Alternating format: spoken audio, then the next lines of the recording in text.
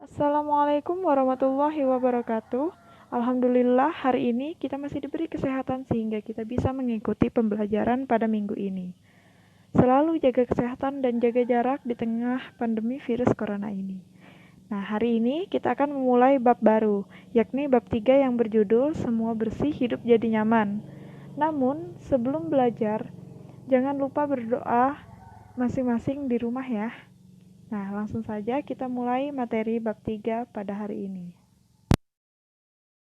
Materi yang akan kita pelajari hari ini adalah yang pertama pengertian toharoh, yang kedua macam-macam air, dan yang ketiga macam-macam toharoh.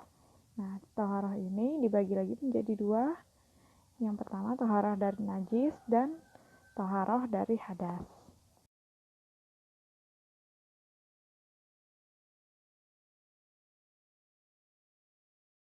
Sekarang kita memasuki pembahasan yang pertama, yakni pengertian toharoh. Toharoh artinya bersuci dari najis dan hadas. Pengertian najis itu sendiri adalah kotoran yang menjadi sebab terhalangnya seseorang untuk beribadah kepada Allah Subhanahu wa taala. Sedangkan pengertian hadas adalah keadaan yang tidak suci pada diri seorang muslim yang menyebabkan ia tidak boleh sholat, tawaf, dan lain sebagainya. Semua harus dibersihkan, termasuk badan, pakaian, tempat, dan lingkungan yang menjadi tempat segala aktivitas kita. Lebih-lebih tempat yang kita gunakan untuk melaksanakan ibadah sholat. Lokasi ibadah ini harus suci dari najis dan bersih dari segala kotoran. Pasti akan menjadi lebih sempurna dan bermakna. Lalu, apa saja air-air yang bisa digunakan untuk bersuci? Nah, air yang bisa digunakan untuk bersuci itu yang pertama, air mutlak. Yang kedua, air yang suci tetapi tidak dapat mensucikan. Yang ketiga, air musyammas. Dan yang keempat, air mutan najis. Nah, yang pertama itu air mutlak. Nah, pengertian dari air mutlak itu sendiri adalah air yang suci dan mensucikan. Nah, dalam konteks bersuci atau taharah ini, air yang dianggap sah untuk mensucikan diri ini adalah yang pertama, air yang turun dari langit atau air hujan. Yang kedua, air laut atau air asin. Yang ketiga, air sungai atau air tawar. Yang keempat, air sumur. Yang kelima, air sumber dari mata air. Yang keenam, air salju atau air es. Dan yang ketujuh, air embun. Lalu, yang kedua, air yang suci tetapi tidak dapat mensucikan. Nah, air ini dibagi lagi menjadi dua macam, yaitu air mustakmal. Nah, air mustakmal itu sendiri adalah air yang telah digunakan untuk bersuci, baik untuk menghilangkan hadas seperti wudhu dan mandi, ataupun untuk menghilangkan najis, bila air tersebut tidak berubah dan tidak bertambah volumenya setelah terpisah dari air yang terserap oleh barang yang dibasuh. Air mustakmal ini tidak bisa digunakan untuk bersuci apabila tidak mencapai 2 kulah atau 270 liter air. Sedangkan bila volume air tersebut mencapai 2 kulah, maka tidak disebut sebagai air mustakmal dan bisa digunakan untuk bersuci. Lalu yang kedua adalah air mutaghayyar, yaitu air yang halal untuk diminum tapi tidak dapat digunakan untuk bersuci seperti air teh, kopi, sirup, dan lain-lain. Lalu macam-macam air yang ketiga adalah air musyammas. Air musyammas itu sendiri adalah air yang terjemur oleh matahari dalam bejana selain emas dan perak. Air seperti ini dimakruhkan penggunanya karena bisa mengganggu kesehatan kulit manusia. Meski demikian, air ini tidak lagi makruh dipakai bersuci apabila telah dingin kembali. Nah, jadi selama airnya itu masih panas, akibat terkena sinar matahari itu belum boleh digunakan. Nah, air itu bisa digunakan kembali apabila sudah dingin kembali. Nah, selanjutnya yang keempat, air mutan najis. Air mutan najis adalah air yang terkena barang najis yang volumenya kurang dari 2 kulah. Atau 270 liter tadi ya, atau volumenya mencapai 2 kulah atau lebih, namun berubah salah satu sifat warnanya bau atau rasa karena terkena najis tersebut. Lalu toharoh itu dibagi menjadi dua macam. Yang pertama toharoh dari najis dan yang kedua toharoh dari hadas. Yang pertama adalah toharoh dari najis. Toharoh dari najis itu sendiri dibagi lagi menjadi tiga macam, yakni yang pertama najis mukaffafah, yang kedua najis mutawassitah, dan yang terakhir najis mughaladah. Nah, jadi pembahasan yang pertama yakni najis mukaffafah. Najis mukaffafah ini adalah najis yang ringan.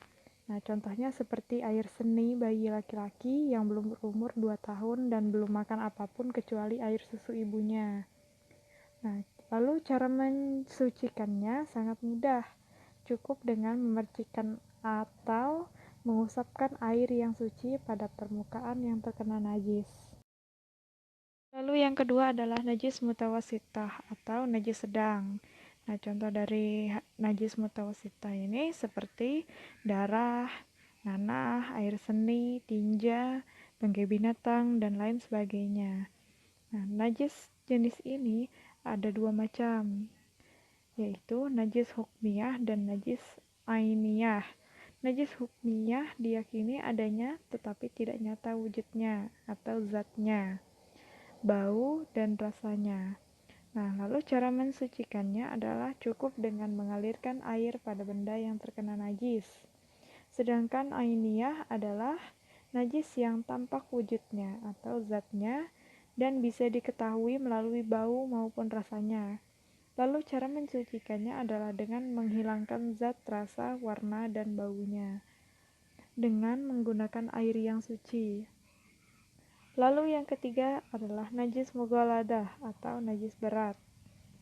Nah, najis ini bersumber dari anjing dan babi. Cara mensucikannya melalui beberapa tahap, yaitu dengan membasuh sebanyak 7 kali. 1 kali diantaranya menggunakan air yang dicampur dengan tanah. Jadi itulah penjelasan dari ketiga macam najis. Lalu selanjutnya adalah toharoh dari hadas. Hadas itu sendiri dibagi lagi menjadi dua, yakni hadas kecil dan hadas besar. Nah, hadas kecil. Kita terkena hadas kecil apabila mengalami atau melakukan salah satu dari 4 hal, yaitu yang pertama, keluar sesuatu dari kubul dan dubur. Yang kedua, hilang akal atau dalam keadaan tidur. Yang ketiga, bersentuhan dengan yang bukan muhrim. Nah, maksudnya bersentuhan antara laki-laki dan perempuan ya, itu setelah kita wudhu kita tidak boleh bersentuhan dengan lawan jenis kita. Lalu yang terakhir adalah menyentuh kubul dan dubur dengan telapak tangan. Lalu bagaimana cara mensucikannya? Nah, cara mensucikannya itu dengan berwudu. Nah, apabila tidak ada air atau karena sesuatu hal, misalnya sakit yang mengharuskan kita tidak bisa menyentuh air, maka dari itu bisa dilakukan dengan tayamum. Nah, lalu selanjutnya adalah hadas besar. Nah, ketika kita terkena hadas besar apabila mengalami atau melakukan salah satu dari 6 perkara, yaitu yang pertama, berhubungan suami istri. Yang kedua, keluar mani. Yang ketiga, haid atau menstruasi. Yang keempat, melahirkan. Yang kelima, nifas. Dan yang keenam, meninggal dunia. Nah, lalu bagaimana cara mensucikannya? Nah, cara mensucikannya itu adalah dengan mandi wajib, yaitu membasahi seluruh tubuh dari ujung rambut sampai ujung kaki. Apabila tidak ada air atau karena sesuatu hal, maka bisa dengan bertayamum. Nah, cukup sampai di sini materi kita pada hari ini. Lalu materi selanjutnya akan kita lanjutkan minggu depan. Nah, untuk tugas pada hari ini bisa kalian lihat di video ini ya. Cukup sekian pertemuan kita pada minggu ini. Semoga kita semua selalu diberi kesehatan agar kita bisa melanjutkan pembelajaran kita minggu depan. Amin. Wassalamualaikum warahmatullahi wabarakatuh.